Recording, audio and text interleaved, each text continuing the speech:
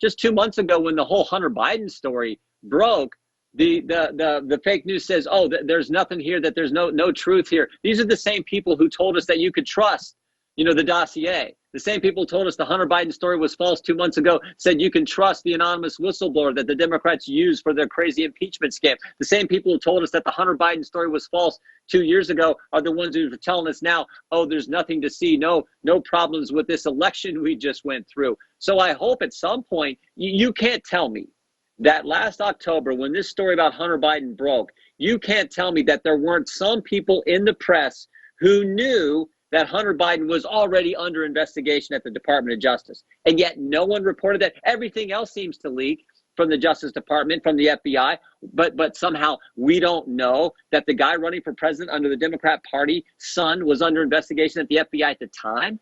There's no way people in the press didn't know that, but they didn't tell the American people at that critical moment. So I just think it's crazy to me. The same people who tell us Hunter Biden's story is false told us all these other things were true that turned out to be false themselves. And now in response today, we're seeing President Trump, he sent out a tweet saying that he will veto the defense spending bill because there was no termination of Section 230. Do you think that's the right way to move forward on this? There are a number of problems with this legislation, not just that issue. I do think we got legislation we introduced that would repeal 230. We got to totally redo that so that big tech is actually liable for when they make the decisions they do, for when they attack conservatives and censor people like President Trump. So there are other problems with this bill as well. I mean, there's this issue that the commander-in-chief, there are restrictions put on the commander-in-chief on how he can move troops around the world. I mean, that's the responsibility of the executive branch of our government. That's the responsibility and the power that the commander-in-chief has. So Congress should not be limiting that power. We have the under the Constitution the ability to, when it comes to declaring war, declaring the war, that's our responsibility, but not when it comes to troops and what that are already there and being able to maneuver those and position them around the world. So there's that issue plus the 230 issue. Big tech is out to get conservatives. We understand that. I mean, I was shadow banned 2 summers ago.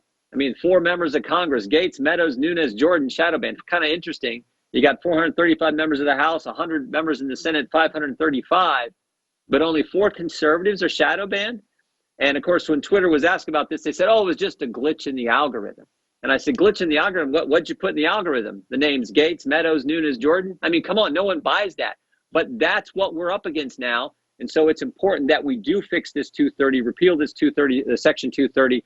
The president's right, and I hope if there's a veto override attempt, I hope we can stick with the president on this and make sure he wins. Is it surprising to you at all, given everything that we've seen from big tech with squashing all political dissent, that now we're seeing some employees, some higher level employees at Facebook and Google now trying to join Biden's transition team? I call it a quid pro Joe agreement. They squashed the stories that Biden doesn't like, and now he seems to be rewarding them. Well, I mean, I think I mean, I think that's a case. Big tech is close with the Democrat Party. We get that. But my big concern here is if you're not allowed to speak, if your speech is censored and stopped, do we really have a functioning First Amendment? I mean, with what big tech is doing, with the cancel culture mob who attacks anyone online who is not consistent with what the mob says is okay, with what the mob says is politically correct, you do not have a functioning First Amendment in the greatest country ever. That is a big problem. That is a big concern. When the mob can tell Drew Brees, who said you should stand for the national anthem, and he gets attacked. When James Harden wears a back to blue mask and he gets attacked. When Mike Gundy, football coach at Oklahoma State, gets attacked, almost loses his job for fishing in the wrong T-shirt. You got a problem. You got a problem with our First Amendment liberties here. And so that's why we got to push back. That's why we got to hold tech accountable. And that's exactly what the president of the United States is doing as he is threatening this veto if we don't deal with Section 230. Now, of course, on YouTube, you can't even make videos talking about widespread election fraud or glitches that may have changed the outcome of the 2020 election. YouTube will shut that speech right down real quick. So when it comes down to it, a lot of Americans are really focusing on January 6th. What can you tell us about that day? What's going to happen on Congress?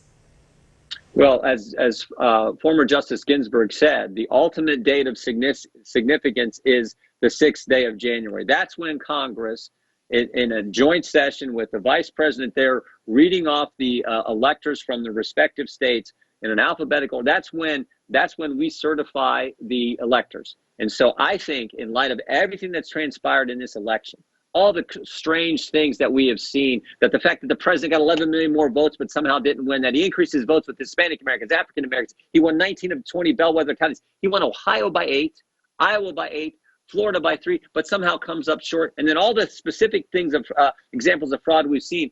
I think it's important we have a debate on the House floor and let the American people see, because right now, over a third of the electorate, Kara, thinks this election was stolen. That's not healthy for our country. That's not a good position for our culture, for our nation.